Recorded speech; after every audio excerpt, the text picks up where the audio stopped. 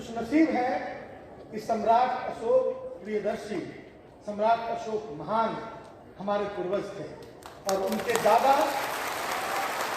दादाजी जिन्होंने पहली बार अखंड भारत की रचना की थी,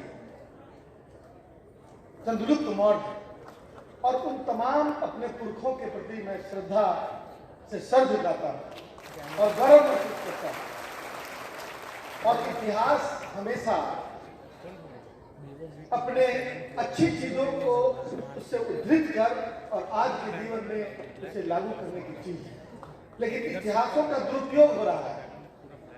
2000 वर्ष से भी अधिक के इतिहास को लेकर सम्राट अशोक क्लब ने कितने अनुशासित ढंग से इसको सजा कर यहाँ पेश किया है, बल्कि समाज के विभिन्न तबकों में जाकर इन बातों की चर्चा होती है। लेकिन कुछ लोग 300-400 वर्ष पहले के इतिहास को लेकर उस समय का बदला अभी लेने के लिए अपना जो मतलब समाज को तोड़ने का काम उसके माध्यम से करते हैं। उसको कंडेम किया जाना चाहिए और उसको डिस्करेज किया जाना चाहिए समाज की तरफ से। आज जो समाज यहाँ बैठा है प्रबुद्ध समाज, और उसमें बहुत उम्मीद है कि माननीय मुख्यमंत्री जी ने, मैं उस समय कैबिनेट का सदस्य था और मुझे याद है कि माननीय मुख्यमंत्री जी ने ये अशोकाष्टमी के अवसर पर छुट्टी घोषित करने से पहले उसकी चर्चा की और हमें बहुत अच्छा लगा था। हमने अपने साथियों को यह कहा था और पूरा समाज यहाँ बैठा है, संगठन के अध्यक्ष बैठे हैं, महंतेगण बैठे हैं, सब लोगों ने यह महसूस किया कि सम्राट अशोक ने जो शासन करने का तरीका था, जो व्यवस्था उनकी थी, उससे बहुत मिलता जुलता शासन माननीय नीतीश कुमार जी के समय आज देखा जा रहा है। वर्षों में उन्होंने उन चीजों को, इसका मतलब है कि उनके विचार से पूरी तरह ओतप्रोत माननीय मुख्यमंत्री जी ने उन चीजों को अक्षरशः लागू करने की कोशिश की है। उसके लिए हम माननीय मुख्यमंत्री जी को साधुवाद देते हैं। आज इन चीजों का बड़ा सदुपयोग दुरुपयोग शुरू हो गया है। अब महात्मा गांधी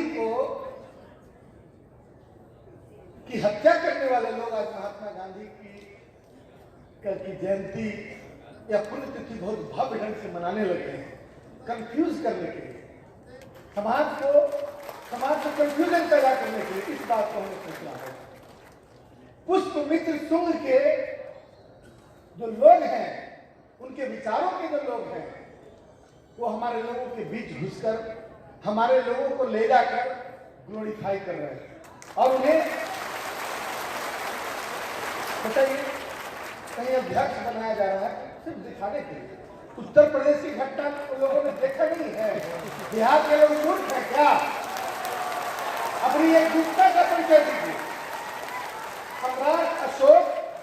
सम्राट अशोक ने बहुत सोच समझकर जिस पंथ को अपनाया था, वह पंथ जो था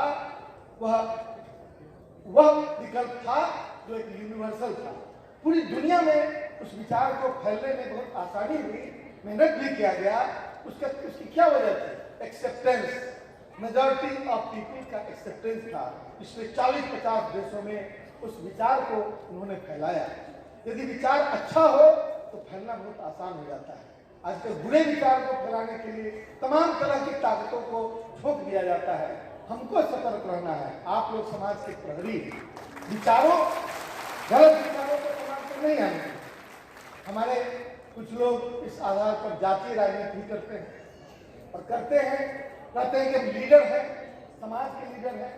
समाज बृहद समाज को संकुचित करके एक छोटे कुनबे में बांट दिया जाता है और उसके बाद उससे उस समाज का भय दिखाकर और दोहन करते हैं, अपने पद और प्रतिष्ठा के लिए नेगोशिएशन करते हैं। आज इस दल में, कल उस दल में, परसों उस दल में टेंट लेकर गाड़ते फिरते हैं। आज यहाँ बैठा, कल वहाँ बैठा, कहीं घर नहीं बनने दिया। कोई नहीं कह सकता कि हमारा ये घर है। दल के साथ सीधा संबंध और विश्वास का संबंध होता है। उस विश्वास के संबंध को स्थापित करने की जरूरत है। अस्थायित्व विचारों में अस्थायित्व की जरूरत है। आज यहाँ बैठे हैं आप सम्राट अशोक और सम्राट अशोक के जो विचार थे वो हमारे महात्मा बुद्ध के विचार, उन तमाम चीजों को लेकर हम बैठे हैं और हमें यह सोचना होगा कि हमारे विचारों के से जुड़ा हुआ कौन सा दल है। राजनीति करनी है, आज की सत्ता, आज आप शासक यदि बनेंगे तो राजनीति करेंगे तभी बनेंगे। लोग विमुख करते जा रहे हैं राजनीति से, लोगों को दूर भगाने के लिए राजनीति और राजनीतिक लोगों को एक विलन की तरह पेश करने की कोशिश हो रही है। अब खुद जब मौका मिलता है तो इतनी मतलब सारे गलत काम का पूरा खाता उनके हाथ खुल जाता है। मैं कहना चाहता हूं